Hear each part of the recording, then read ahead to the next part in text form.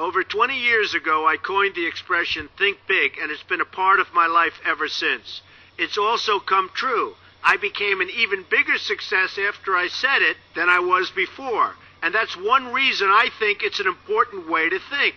It obviously works, and that's what I'm going to talk about today.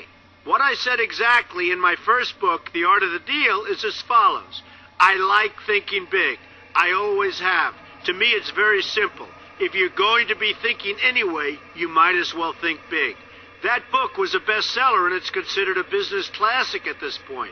But I never thought those words would become bestsellers in their own right. It's an interesting point that I'm famous for two very short statements. Think big and you're fired. But let's stick to the first one for today. And I'd suggest strongly that you pay attention so that you won't have to hear the second one. Thinking big starts with the details and grows from there. Because I'm a builder, I'm very aware of the importance of having a good foundation. You can't take chances in construction. You can't be haphazard and say, well, maybe this will work, maybe it won't, so let's try it and find out. Because a lot of people will be at risk. I have to know if something will work or not. Every inch has to be accounted for. In other words, thinking big starts with being thorough. So number one, be thorough. Don't count on happenstance to get you anywhere, because it won't. Number two, get a momentum going and keep your momentum going. You have to have big ideas, but you've got to have the energy to get them done, which can sometimes take a long time. If you don't have momentum, you will not have what it takes to get the job done. Patience alone isn't enough. I have a lawyer friend who used to refer to me as the reverse tornado who builds everything in his path. I always like that because it implies a lot of energy and a lot of momentum. And that's exactly what it takes to get anything done. So keep your momentum going. Number three, stay focused. You have to stay focused. The minute you lose focus, you will also be losing your momentum. They go together, and you will accomplish a lot more, even amazing things, if you make sure you keep these two things working together for you. I've seen very talented people literally go down the drain because they couldn't seem to keep their focus long enough to get anything done. In this day of multitasking, that can be a real challenge, but it's absolutely necessary. Ask yourself this question. What should I be thinking about right now? That simple question can restore your focus in no time at all. And your answer right now should be listening to Donald Trump. Number four, look at the solution, not the problem. This is very important if you ever want to learn to think big. And here's why. No matter what you do, you're bound to run into problems. It's just part of life, a part of business, a part of anything worth doing. If you let the problems get in your way, they'll become bigger than your idea was to begin with, and you will be a wipeout. No matter how bad things look, keep your focus on the solution, and you will be surprised how things can work out, and work out properly. One way I do this is to ask myself when confronting a possible problem, is this a blip or is this a catastrophe? A catastrophe is something like an earthquake, a tsunami, a war, and so forth, and a blip is everything else. Right away you'll have the right perspective, and your equilibrium will be restored. So keep your focus on the solution. Number five, see opportunity for what it is, an opportunity.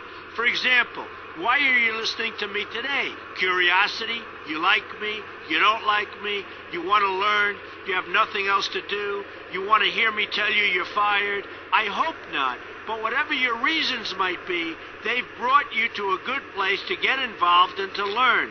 And that's an opportunity right there. People think that because I'm rich and famous that I know everything. I know a lot, but one thing I know is that I don't know everything. So I ask myself this question every day. What can I learn today that I didn't know before? And you know what? I learn something new every single day. That's a big reason for my success, and the same thing can apply to you. Take the time to see today as an opportunity, and you'll be surprised by what can come your way. Be open to new ideas, and you will be creating your own opportunities before too long. Number six, know everything you can about what you're doing. That's a good way to cover your bases. Another good way is to read the book Robert Kiyosaki and I have written together, Why We Want You to Be Rich. It's about covering your bases and knowing what's going on. I remember when some guys came in to meet with me about a great idea they had for an atrium for a building on Wall Street. It was a beautiful idea except for one thing. None of them had thought about how the building would be supported around this fabulous atrium. They didn't take into account the steel columns that were necessary to support a 72-story building. A very big and embarrassing oversight that could have been avoided if they'd taken the time to think about what they were doing. Don't let that happen to you. Know what you're doing first. Number 7, be lucky. Remember the old saying, the harder I work, the luckier I get. Well, it happens to be true. It works for me, and I've encountered some pretty big successes.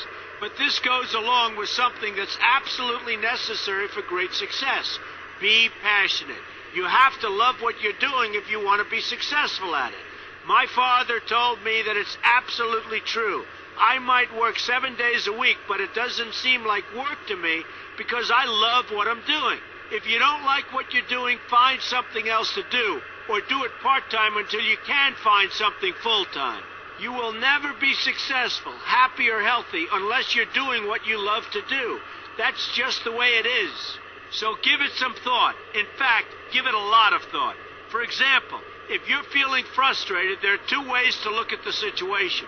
Frustration can mean that maybe you're expecting too much, or it can be an indication that you know you should be, or could be, doing more. Use frustration as a motivator. Use it to get where you want to go instead of staying where you don't want to be. But above all, be passionate. That's the fast track to success, no matter what your interests are. Number 8, see yourself as victorious. That can zap negativity immediately and put a positive spin on problems. I've gotten to the point where I see problems as challenges that I'll enjoy meeting and dealing with. My point here is that no matter what you do, you will encounter problems. Why not see them as challenges instead and know that you are more capable of dealing with them? That's positive thinking with a realistic slant. When I go into negotiations, I keep an open mind to what may happen. But I can tell you that there's already a done-deal attitude on my part. I've already thought the process through to the extent that I know everything will be better off if they agree with what I've come up with because I've taken both sides into account. I enter the situation with a victorious attitude, and I've had enough victories to know that this attitude works. Use it. Number 9, be smart. Know that you have something unique to offer because you do use the tools that are provided for you and remain open to new ideas. That's being smart. That's also where innovation comes from. Being smart means you know how to use what you've got. That doesn't mean there's nothing left to learn, but it means that you will have the ability to learn and move forward with success. And success is very important. Success is what you want. Just be successful. Believe me, you'll be happier.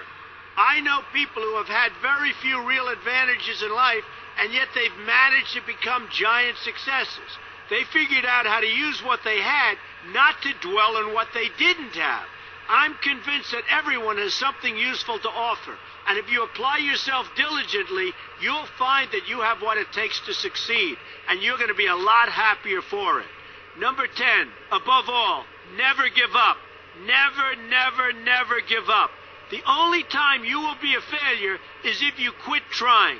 Only losers quit. The biggest losers in the world are quitters. Winners keep on going. So whatever you do, never give up. My father always used to harp, never give up, son, never give up. Don't ever quit. I never want to see you give up or quit. Well, my father was a smart guy, and I listened to him. And remember, think big. A good way to start is to read our new book, Why We Want You to Be Rich. 2 men, 1 message. There's a lot of great advice in there for you, and I expect you to pay attention. You're going to do fantastically well. You're going to be a winner.